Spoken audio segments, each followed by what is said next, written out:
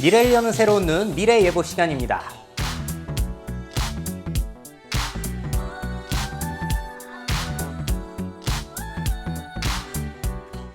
네, 이번 달에도 7월 놓쳐서는 안 될 미래 소식들 준비해봤습니다. 자, 그럼 먼저 7월 달에 있었던 화제 영상들부터 살펴보고 가시죠. 자, 7월 7일 후쿠오카에서 열린 한 야구 경기에서 로봇 응원단이 투입됐습니다. 소프트뱅크의 페퍼, 그리고 소프트뱅크가 인수한 스팟이 합동으로 응원을 펼치고 있는데요. 야, 저기에 스팟이 거의 20대가량 투입이 됐다고 하는데 돈으로 따지면 거의 18억 정도 되겠네요. 지금 손정희 회장이 로봇에 상당히 큰 관심이 있는데 저러려고 로봇들을 구매했나? 라는 생각이 들기도 합니다. 재밌죠? 다음 로봇입니다. 정말 새처럼 보이는 로봇새가 나와서 화제가 됐어요. 독일 페스토에서 만든 바이오닉 스위프트라는 로봇이고요. 무게는 42g 초경량인데다가 그 움직임부터 깃털까지 너무나 자연스럽게 재현이 되어서 야, 저 정도면 진짜 새처럼 보일 것 같기도 합니다. 자, 혼자만 나는 게 아니라 무려 5대와 함께 비행을 할 수 있는데 부딪히지 않는다고 해요. 왜냐면 초광대역 실내 GPS 시스템을 이용해서 서로 통신을 하기 때문이죠. 자, 앞으로 하늘을 날아다니는 새 보신다면은 저거 로봇 아니야? 라는 생각을 하게 될지도 모르겠습니다. 네, 독일의 다임러에서 공개한 AR 헤드업 디스플레이입니다. 자, 앞으로 벤츠에 저러한 디스플레이가 탑재된다고 하는데요. 증강현실로 차간거리도 유지해주고 아주 다양한 정보를 창문에 띄워주는 거죠. 그래서 속도 제한이라든지 다양한 정보 볼 수 있고요. 차선 이탈하지 않게 빨간 선으로도 표시를 해주고 있습니다. 자, 아무래도 내비게이션 기능이 제일 기대가 될 것 같은데요.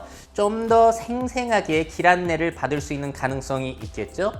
특히나 어두울 때 저렇게 교차로에서 먼저 가가지고 표시를 해주게 된다면 좀 더 안전 운전을 하게 될 수도 있지 않을까라는 생각이 들기도 합니다. 자, 물론 지금 우리가 사용하는 내비게이션보다 편리한가? 그건 저도 잘 모르겠는데 저렇게 목적지에 도착했을 때 표시까지 해주게 된다면 자, 저거 괜찮지 않나? 라는 생각이 들기도 하네요.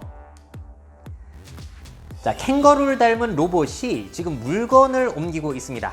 자, 다음 달 8월 일본의 패밀리마트에 도입이 되어가지고 음료, 식품을 선반에 쌓는 일을 맡을 것이라고 해요. 자, 스스로 움직이는 건 아니고요. 아직 일을 배울 때까지는 사람이 VR 헤드셋으로 원격 제어를 한다고 합니다.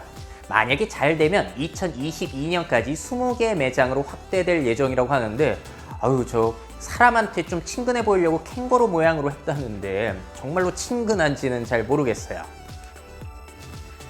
자, 빠르게 움직이는 공에도 프로젝션 매핑이 가능해졌습니다. 도쿄대학의 이시카와 연구팀이 공개한 영상인데요. 하이스피드 카메라 프로젝터를 활용해서 회전하는 공에도 맞춰서 매핑이 가능한 거예요. 던져도 그 회전에 맞춰서 지금 매핑이 되고 있죠. 자, 그래서 통통 찰 때도 저렇게 매핑이 된다는 게 참 신기한데요.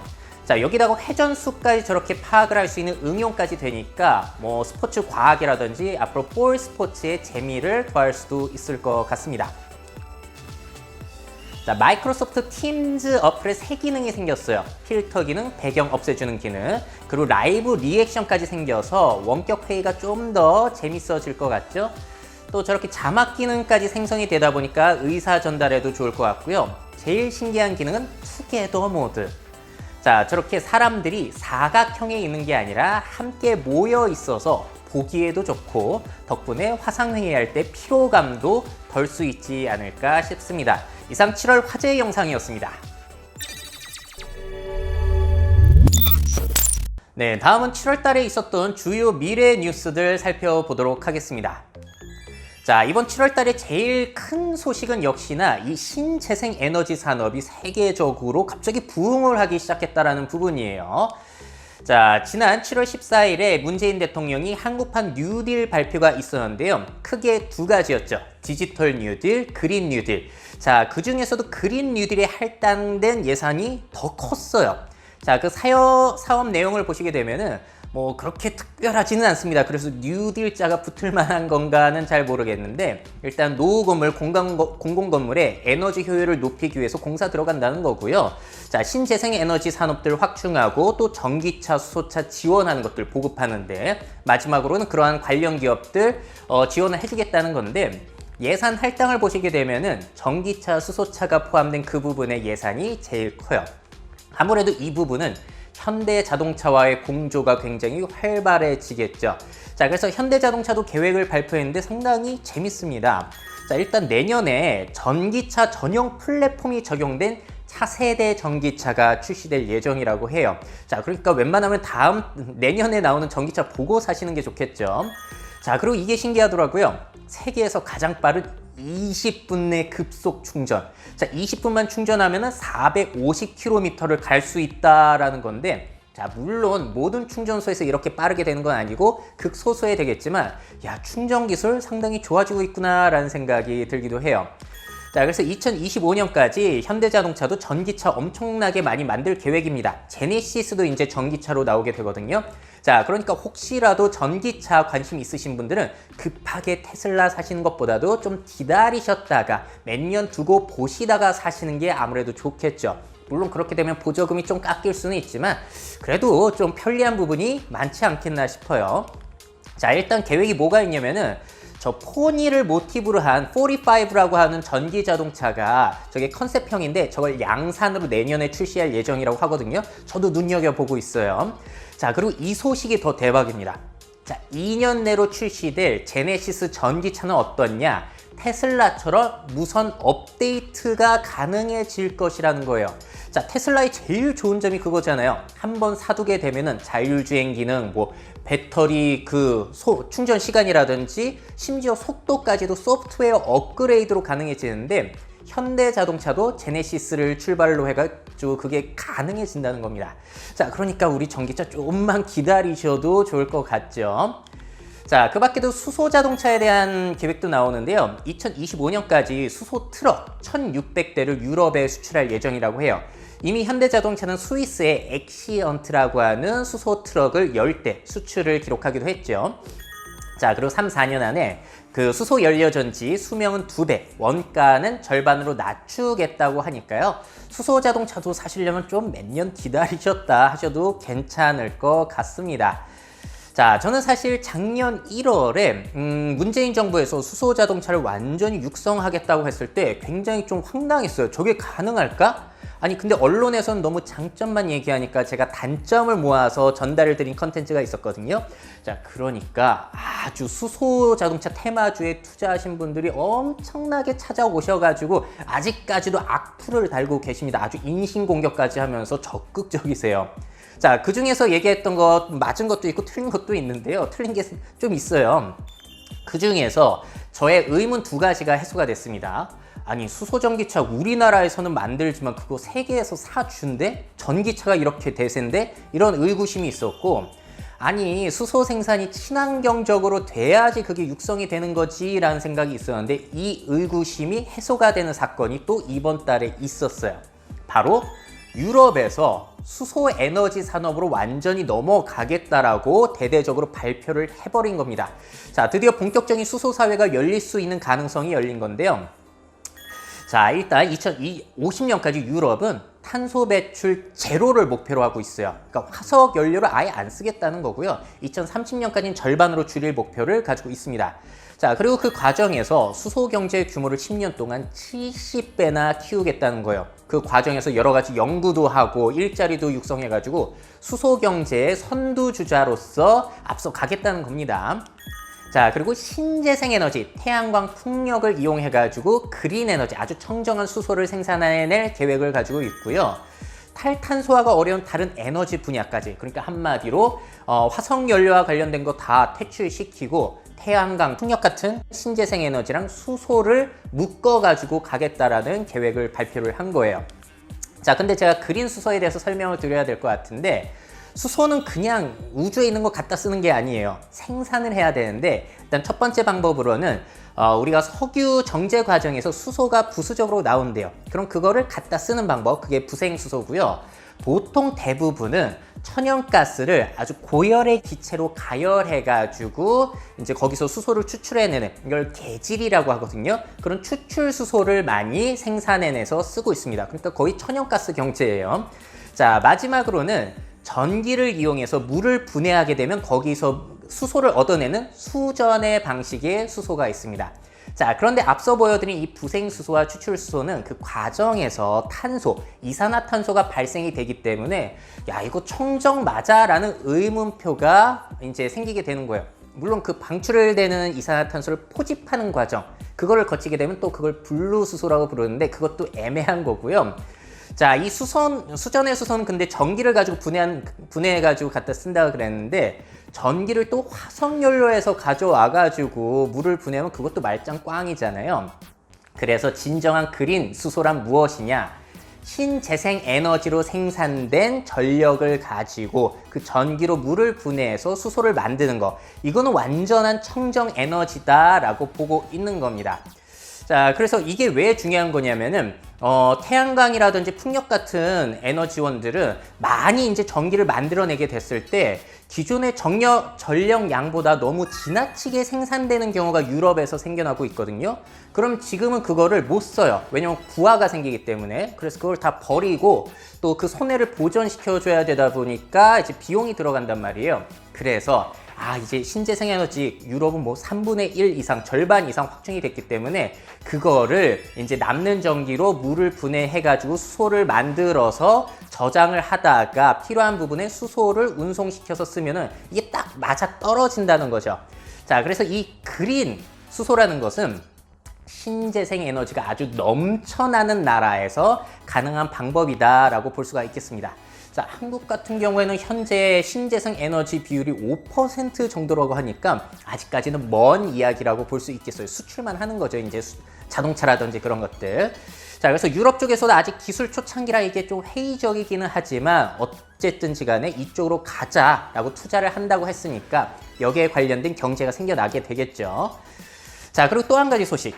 자, 민주당의 후보 조 바이든이 만약에 당선이 된다 하면은 이런 친환경 산업에 엄청나게 돈을 쏟아붓겠다라는 공약을 내걸었어요.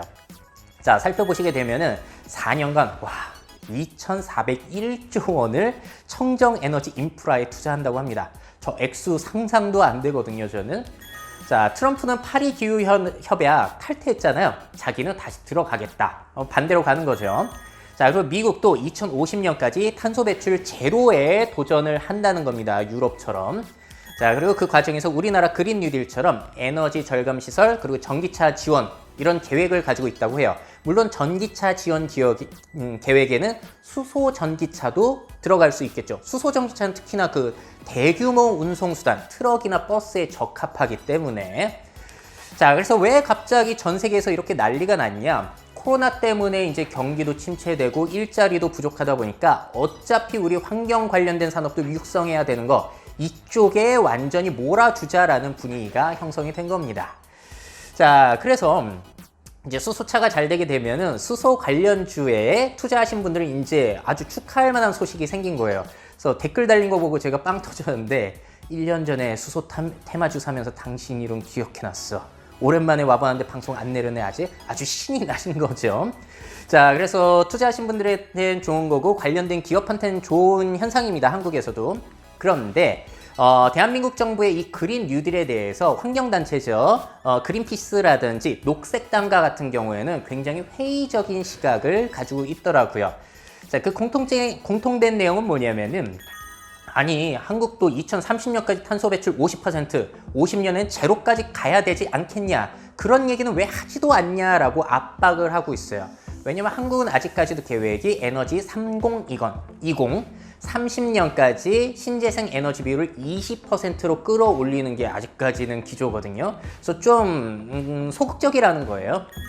자, 그리고 재생에너지 확대 및 탈석탄을 위한 전략이 부재하다. 그러니까 한국 같은 경우에는 다른 나라에 또 화석 발전소를 짓고 있기도 하니까 이러다가 세계적인 기후 악단의 오명을 벗을 수가 없겠다라는 또 그런 의견을 내비치고 계신 거고요.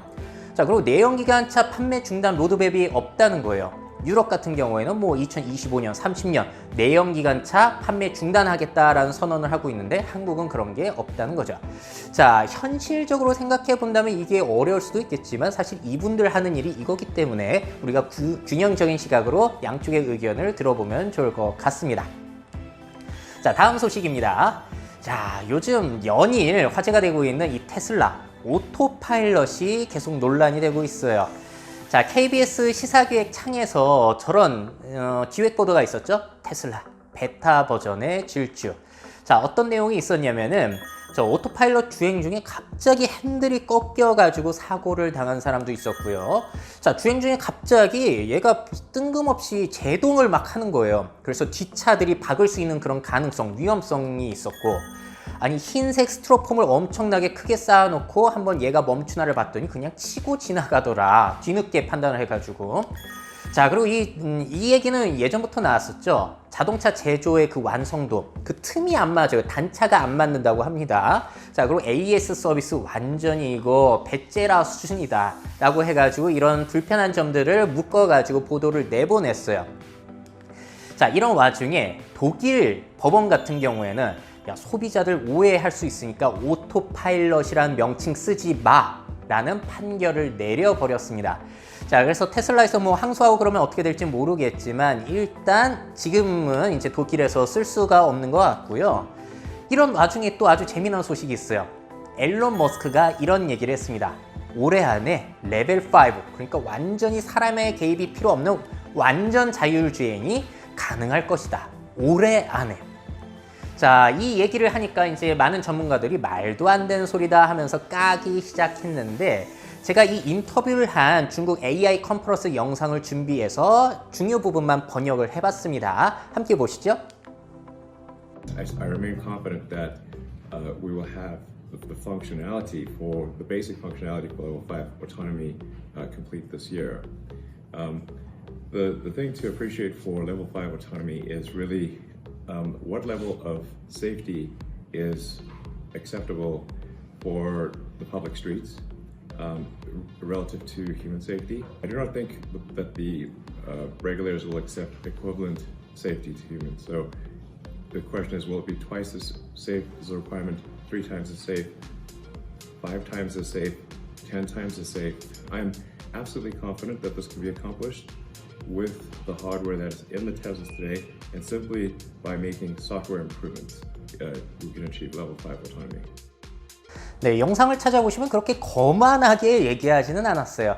또 이 영상에서 안 나온 게 사소한 문제들이 현실에서 너무 많이 펼쳐져가지고 그런 걸 잡는 게 무진장 어렵기는 한데 일단 기술은 있고 소프트웨어 업그레이드로 계속 개선을 해 나갈 거라서 가능할 것이라고 보는데 문제는 얼마만큼의 완성도를 사람들이 원하냐 이 문제인 것 같다라는 뉘앙스로 이야기를 했더라고요. 자, 그래서 재미난 사실 자율주행이 먼 미래의 이야기가 아니라 이제는 정말로 논란거리, 논의할 거리가 됐다라는 부분이 의미가 있는 것 같고요. 그러니까 이제는 자율주행이 된다 안 된다 문제가 아니라 얼마나 안전해야지, 사람보다 얼마나 운전을 더 안전하게 해야지 받아들일 수 있을지 이런 문제가 됐다는 겁니다. 그래서 인터뷰 내용에 이런 게 있었어요. 99.9% 안전해야 될까? 99.99면 안전할까? 99.9999 이런 구싸움이 되지 않을까라고 생각을 한다고 합니다. 자, 어쨌든 시간에 자율주행 시대는 성큼 다가온 것 같죠. 자, 다음 소식입니다. 자, 지구 인터넷 연결 프로젝트가 있는데 순항을 하고 있는 것 같아요. 자, 일단 세계 인터넷 보급률이 아직까지는 51.2%, 세계의 절반은 인터넷에 연결이 아직까지도 되어 있지 않습니다. 자, 그래서 구글의 룬 프로젝트라는 게 있죠. 풍선을 띄워서 인터넷망을 연결하는 게 2011년부터 시작이 됐는데 드디어 처음으로 상용화에 성공했습니다. 케냐 텔레콤과 제휴를 맺어서 케냐에서 저 서비스가 제공이 되고 있는데요. 항공기 운항 고도보다 더 높은 약 19km 상공에서 모두 35개의 풍선이 지금 올라가 있고요. 그래서 5만 평방킬로미터를 이제 지원하게 되고 이용자가 3만 5천 명 정도가 이용할 수 있다고 해요. 자, 그럼 교육이라든지 농업에 있어서 날씨를 알아보는 등 다양한 분야에서 저게 활용이 될 수 있을 텐데요. 자, 평균 속도는 다운링크가 18.9 메가bps 정도로 그렇게 빠르진 않아요. 자, 그리고 태양광 패널로 전력을 공급받게 되고요. 100일 이상 사용이 되다가 땅으로 착륙을 하게 된다고 합니다. 자, 아프리카 대륙 같은 경우에는 인터넷 보급률이 좀 낮아요. 그래서 28% 정도밖에 되지 않는다고 하는데 세계에서 인구 성장이 앞으로 가장 높을 것이라고 기대가 되고 있는 대륙이죠. 거기에다가 젊은 사람들이 가장 많이 몰려있는 대륙이다 보니까 이러한 인터넷들이 보급이 됐을 때 그 파급력은 상당할 것이다 라고 이야기를 해볼 수 있겠죠. 또 룸뿐만이 아니라 스타링크 프로젝트도 잘 진행이 되고 있습니다. 자, 이게 뭐냐면은 바로 앨런 머스크가 초소형, 초고속 위성 인터넷 연결 서비스를 지금 또 하고 있는 거예요. 자, 스페이스X로 뭐 쏘아 보내잖아요. 그 대다수가 이제 이런 위성들을 또 쏘아 보내고 있는 거거든요. 자, 근데 이 서비스가 올해 연말 미 북부 지역 그리고 캐나다 남부에서 처음으로 베타 서비스가 시작이 곧 된다고 합니다. 자, 그래서 2020년대 중반 한 2025년까지 12,000대를 쏴 보내가지고 1GBps급 초고속 인터넷을 보급하겠다는 거예요. 이건 빠르죠. 자, 그리고 지연 시간까지 20ms로 굉장히 적기 때문에 뭐 실시간 클라우드 게임이라든지 대륙 간 주식거래 이런 건 1분 1초가 중요한 거라서 1초가 중요한 거죠. 이런 곳에도 활용이 될 수 있고, 또 아까 보여드린 룬도 마찬가지고 이런 스타링크의 좋은 점은 오지, 그리고 뭐 지진이라든지 화재와 같은 재난 지역에 위성으로 이제 아니면 풍선으로 인터넷을 연결할 수 있다 보니까 또 다양하게 활용할 수 있다라는 장점을 가지고 있습니다. 자, 그래서 이렇게 앞으로 지구의 남은 절반이 인터넷에 연결이 됐을 때 또 다양한 기회들이 생겨날 수 있을 것 같거든요. 한번 기대를 해보시면 좋을 것 같습니다. 자, 다음은 또 제가 좋아하는 식물성 가짜 고기 소식입니다. 자, 이스라엘의 리디파인 미트라는 곳에서 저렇게 식물성 가짜 고기를 3D 프린터로 출력하는 데 성공했어요. 고기의 단면도 재현하고 맛도 재현하기 위해서 근육, 지방, 피를 따로따로 저렇게 출력을 하더라고요. 그런 다음에 뭉쳐놓으니까 꽤 고기스럽죠. 썰게 되면 마치 스테이크와 같은 모양을 하게 됩니다. 내년 상용화를 목표로 하고 있다고 하네요. 자, 그리고 제가 가장 앞으로의 성장 가능성이 높다라고 보는 임파서블이라는 곳이 있죠. 먹어봤는데 너무 맛있어가지고 아직도 생각나요. 자, 이 제품 이제 일반인들도 미국 지역에서는 사가지고 집안에서 고기 요리를 하는 게, 대체 고기 요리를 하는 게 가능해졌는데, 자, 이번 달에 이 임파서블에서 이 제품을 이용한 레시피북을 발간했습니다. 그래서 아마존 북에서도 구매를 할 수가 있어요. 자, 유명 셰프와 협업을 해가지고 40가지의 요리법이 담겨 있다고 합니다. 자, 그래서 이 임파서블 같은 경우에는 아이디어도 참 좋고 마케팅도 참 잘하는 것 같아요. 자, 저도 한국에서 만나볼 수 있기를 굉장히 희망하고 있었는데, 저도 이제 홍콩 가가지고 이걸로 만든 브리또도 먹어보고 햄버거도 먹어봤거든요. 그래서 앞으로 다양한 방식으로 요리를 하게 된다면은, 야, 이거 새로운 요리 재료로서 성장 가능성 저는 굉장히 높게 보고 있어요. 그래서 어떻게 될지, 임파서블 한국인 언제 들어올지 주목해 보시면 좋을 것 같습니다. 자, 마지막은 간단한 소식이에요. 자, 이 증강현실이 패션계에 아주 차근차근히 잘 도입이 되고 있습니다.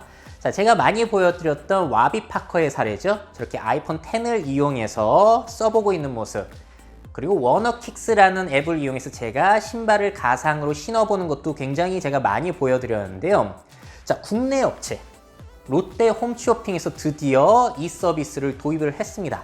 그래서 구찌 선글라스 판매할 때 리얼 피팅 메뉴를 누르게 되니까 정말로 저렇게 자연스럽게 써볼 수가 있더라고요. 롯데 홈쇼핑 궁금하신 분들은 접속해 보시면 하실 수가 있어야 되는데, 사실 저도 처음엔 됐거든요. 최근에 들어가 보니까 그 메뉴가 또 사라졌더라고요. 어쨌든지 간에 계속 확대가 될 것 같긴 합니다. 자, 또 스냅챗에도 구찌 필터가 도입이 되는데, 그걸 하게 되면은 요즘 가장 핫한 구찌의 신발들을 저렇게 AR로 신어볼 수 있다고 해요. 그래서 패션계에 계신 분들, 온라인 커머스, 라이브 커머스에 계신 분들은 저런 AR 피팅 서비스 꼭 주목을 해보시면 좋을 것 같습니다. 자, 이상 7월의 주요 미래 소식이었습니다. 자, 마지막으로 7월에 있었던 포스트 코로나 소식, 코로나가 가져올 우리 미래 생활의 변화에 대해서 정리를 해보죠. 자, 코로나 시대가 되니까 아주 독특한 제품들이 나오기 시작합니다. 자, 저건 펄스라는 목걸이인데요. 저렇게 차고 있으면은 손을 얼굴에 가져가게 될 때 진동을 울려서 알려준다고 해요. 그래서 손을 얼굴에 못 대게 하는 거죠. 감염을 막기 위해서. 우리 무심코 저렇게 갖다 댈 때 많은데.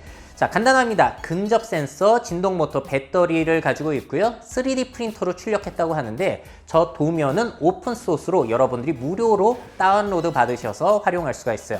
근데 저걸 만든 곳이 어디냐? 나사의 제트 엔진 연구소에서 만들었다고 합니다. 생뚱맞죠? 자, 근데 저것도 안심이 안 된다 하면은 이거 쓰시면 돼요. 자, 완벽한 쉴드죠. 코로나가 진짜 무서워서 도망갈 것 같습니다. 게다가 얼굴도 딱 보이고 아무래도 마스크보다는 편할 것 같기도 하고 아닐 것 같기도 하고요. 자, 저 제품은 인디고고 크라우드 펀딩 사이트에 올라왔는데요. 무게는 1.2kg 정도라고 해요. 가격은 30만 원이나 합니다. 자, 근데 저 회사가 얼마나 철저하냐면은 손 얼굴에 닿지 말라고 저렇게 지퍼 열어가지고 안에 장갑도 들어있는 거예요. 얼굴 긁을 때는 저렇게 하면 되는 거고 또 답답할 수 있으니까 팬을 달아놨어요. 그래서 공기가 유입될 수 있게 통풍될 수 있게 해놨는데 저기에 N95 필터를 달아가지고 또 그런 것들이 코로나가 들어오지 못하게 해놨다고 합니다. 자, 저걸 살까 싶은데 펀딩은 굉장히 성공적이었다고 해요. 자, 세상은 넓고 참 취향은 다양하다라는 생각이 들죠. 자, 이거는 포스트 코로나 시대에 어울리는 스마트 마스크라고 합니다. 자, 마이크가 탑재되어 있어가지고 내가 말을 하게 되면은 그 말이 스마트폰에 입력이 되는 그런 마스크라고 해요. 외국에서 번역기 쓸 때, 회의 상황에서 말을 명확히 전달할 때 좋은 거고요. 현재 8개 언어가 번역이 된다고 합니다. 그리고 뭐 메시지 기능, 전화 기능, 다양한 것들까지 연동이 된다고 해요. 자, 일본의 도넛 로보틱스라는 곳에서 만든 거고요. 제품 가격은 4에서 6만 원 정도인데 이게 또 얄밉게 번역 기능은 월 사용료가 별도라고 하네요. 자, 마지막 이색 제품이에요. 자, 올여름 이제 해변 가실 때 비키니를 사신다면 앞으로는 비키니 말고 트라이키니 하나가 더 있거든요. 마스크까지 세트로 되어 있는 비키니 제품이 나왔습니다. 그래서 착용을 하게 되면 저렇게 된다는 건데 저게 더 예쁜 건가? 잘 모르겠네요. 저런 식이라고 합니다. 아무래도 이제 요즘 해변에서 마스크까지 착용을 해야 되는데 예쁘게 입고 마스크 착용하면 뭐 속된 말로 간지가 떨어질 수 있어서 이런 걸 개발했나 봅니다. 뭐 좋아할 사람들이 있을 수도 있겠죠.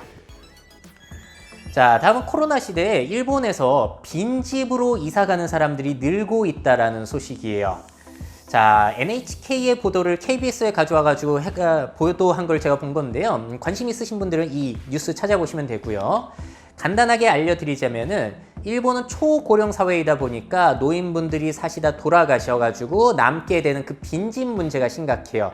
자, 그래서 뭐 경관상이라든지 방범상 여러 가지 문제가 발생해서 일본에서는 아키아뱅크, 빈집 은행이라는 걸 만들어서 싸게 판매를 하고 보수 유지 비용까지도 지원을 해주거든요. 근데 이게 코로나 시대와 딱 맞아 떨어진 거예요. 그래서 저렴하게 대도시에 있으면 걱정되니까 저런 빈집을 구매해가지고 이동해서 사는 사람들 문의 건수가 거의 20%가량 늘었다는 겁니다. 이거 보면서 말 되네? 라는 생각이 들기도 하더라고요. 별장처럼 쓸 수도 있는 거고요.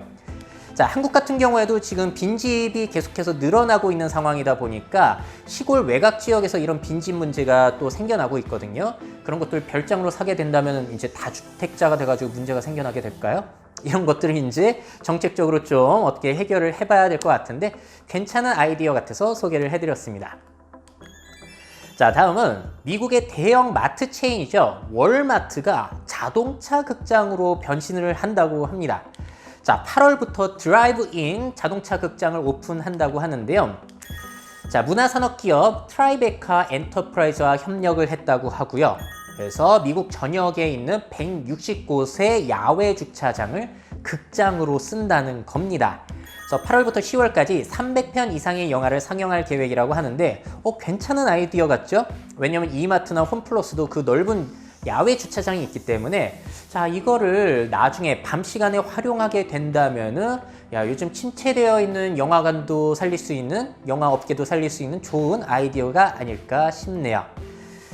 자, 이렇게까지 해가지고 이번 달 7월에 있었던 주요 미래 소식들을 정리해 드렸습니다. 자, 그러면 저는 또 8월 마지막 주 토요일에 새로운 미래 소식들 정리해서 보여드리도록 하죠. 자, 여러분들 최고의 미래를 상상하시고요. 그 미래를 직접 만들어 가시기를 응원드리겠습니다.